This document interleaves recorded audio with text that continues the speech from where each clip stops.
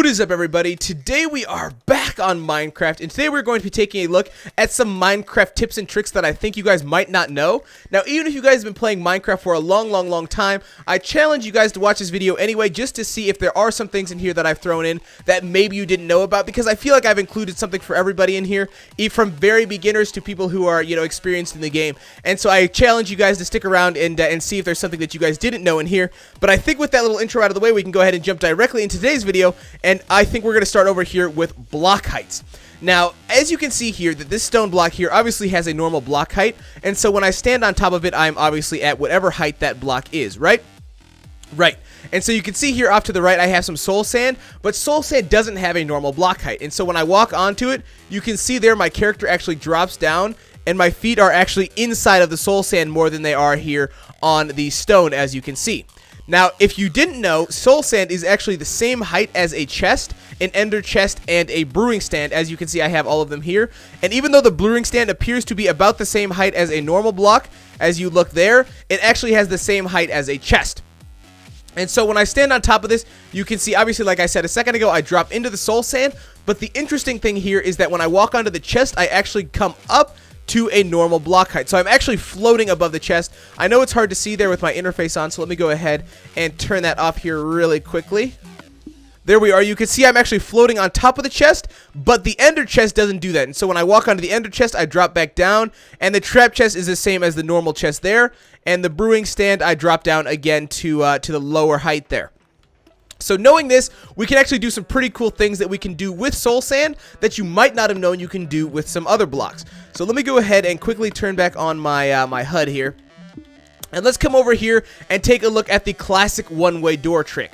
So for those of you guys who didn't know this, you can actually create a one-way door by placing soul sand on the other side. So if I go ahead and I walk through this door, I can actually go through, but I can't come back. And that's because the soul sand is just low enough to where you can't make it through the doorway because you hit your head, or you don't hit your head, but you can't jump or make it through here without hitting this block right here. And so because of that, this makes it a one-way door, because you can see here I obviously can't walk back through this door. Now, what you may not have known is that you can actually do this not with a normal chest, right? You would think that this would stop you from doing the same thing, but you can actually walk back and through this no problem. But you can't do it with an ender chest. So I place down an ender chest, I can't make it through this doorway, and I'm not entirely sure why that is, right? You would think that an ender chest would have the same dimensions in every way, shape, and form as a normal chest, but it doesn't. And so you can see here I actually can't walk back through this as an ender chest or as a brewing stand. So oops, I gotta go ahead and put a block back there. And so I place a brewing stand there. I actually can make a one-way door also with a brewing stand. And so that is tip number one that you didn't know you could do, and that is you can create a one-way door with both soul sand, an ender chest, and a brewing stand. Now, moving on from that, let's go ahead and go over to the one that I actually didn't know worked, and that has to do with redstone. Now, redstone is interesting because now it goes up and over blocks. You can see here, obviously, when I place redstone at the bottom and top of this block, it will connect and kind of run up this block. But what I didn't know is that you can actually take slabs and place them over, and you can see here it blocks off the redstone, but it doesn't actually clip the redstone wire like a normal block does.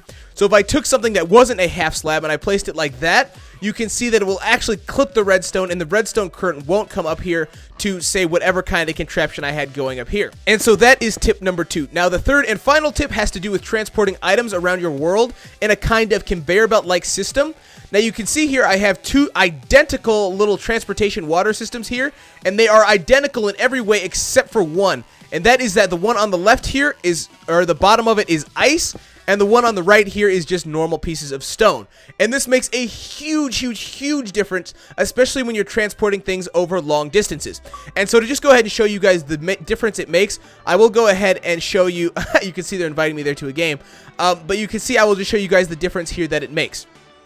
So if I go ahead and I place down some water here on top of this to make it obviously a working conveyor belt kind of system, and I place it right here and here, you're going to notice just how much faster the ice will make the item move compared to the stone.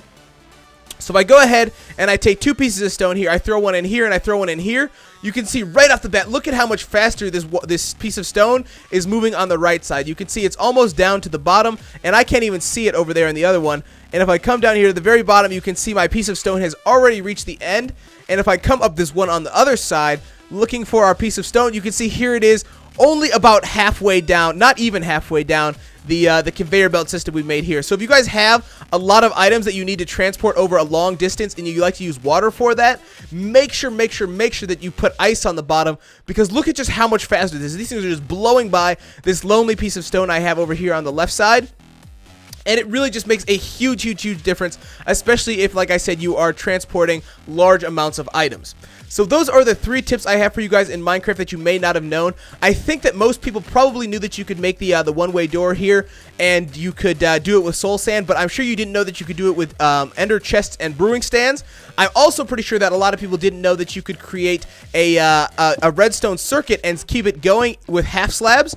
And obviously the third and final tip that I had was how to create a water transportation system that is incredibly fast, and I'm sure most people knew about that one. But if you guys are new to Minecraft, like I said, these are some very helpful tips. I hope very helpful tips for you guys. If you guys did learn something new here in this video, please do feel free to drop me a like down below and subscribe for some more Minecraft console content in the future. And if you guys know of any tips that I didn't showcase in this video that you guys think most people don't know, feel free to leave those down into the comment section below, and I'll be sure to make another video maybe showcasing your tip and obviously giving you guys some credits for that. So anyway, I think with that said, that's about it for me. I do appreciate all of you guys watching, and I will see all of you guys later with another video. So, peace!